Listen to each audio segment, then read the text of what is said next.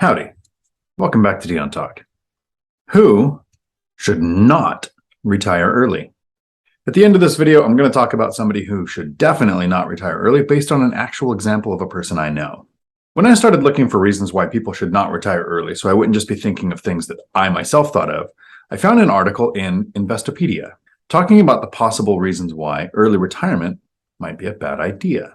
I reached financial freedom in less than 10 years, went from a really bad position with a lot of bad debt as a single parent, not making a lot of money, to making work completely optional and actually finally retiring and then walking away from a job that I liked because time freedom to me was more important than even doing a job that I loved. I chose to retire early. As I was looking at this article and I was seeing the cons, like the negatives to retiring early, I thought, these are all kind of reasons why I wanted to retire before I actually did. So I'm going to break down these points that they talked about. And if these are the cons, sign me up. 1, it could be bad for your health. A 2008 study from the Economic Bureau of National Research pointed out that retirement can lead to declines in mental health, mobility, and lead to other health concerns like heart disease or stroke. Okay. I'm doing a video on the reasons why some people shouldn't retire early. And the first study that I find points out something that happens after we retire, not something that happens when we retire early. If normal retirement age is 67, according to Social Security, that's currently the full retirement age, and they're talking about raising that to 70. Of course, you're going to see some declines in health at that age, whether you work or you don't work. So that doesn't really apply to early retirement, but it's in their article. 2, if you start drawing Social Security early, you can make less. Very important that if you're retiring early, Social Security should almost not even be a part of your plan, shouldn't be counted on, shouldn't be factored in. It's there, but I'm going to give them the benefit of the doubt and go with their point that if you take it out at 62, which is the earliest age that we're allowed to, instead of 67, they are correct that you will receive, if you were born after 1960, or at 60 or after, that you will receive 30% less. See this video here that I made on me talking about when I actually plan on taking Social Security. Even though it's not a part of my retirement plan or factored on or counted on, it's just there. If you take it out at 62, you're going to get 30% less. So if you wait until 67, you'll get 30% more. Sounds like 67 is the way to go. But not today. If you wait those 5 years for that extra 30%, it will then take you 11 years to break even. So if you survive until 78, you finally broke even by waiting for Social Security until 67 instead of 62, if we don't count things like opportunity cost of waiting and compound interest. 3, your retirement savings will need to last longer. Okay, at least this one's related to early retirement. It does need to last longer, except 1, I don't have a retirement savings, and 2, I don't want a retirement savings. This is obviously written by somebody who has not studied the FIRE movement, doesn't understand financial independence, retire early, and that it is based on cash flow, not savings. Even though in the article they quote the 25% rule, where it talks about saving 25% of your annual expenses or income, depending on which study you're looking at, then living off of 4% of that. That doesn't mean it's a savings. It is invested in the market. So I used buy and hold real estate to reach financial freedom, appreciating assets with rent increases on mortgages that stay almost the same. So I'm factoring in inflation.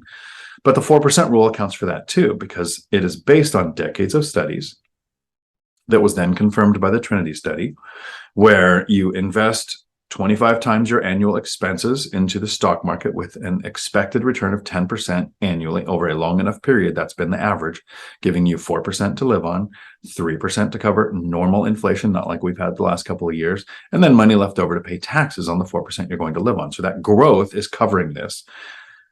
It's still not a savings. And while I do have a reserve account for emergencies, I do not have a saving account for retirement. 4, they say, don't assume that your expenses will go down in retirement. And they quote a few things like, you have more free time on your hands, you might outsource more things, and now you have to pay for your health care. As somebody who has retired early, it's actually a struggle to learn how to spend money. So I don't see expenses going up, even though I'm trying to do more things than when I worked. Healthcare, yes. When you work, you generally pay 10 to 20% of the premium, and then the employer pays the other 80 to 90%. So instead of a $50 to $200 a month expense, you might have a $1,000 to $1,200 expense. So it's $1,000 more basically.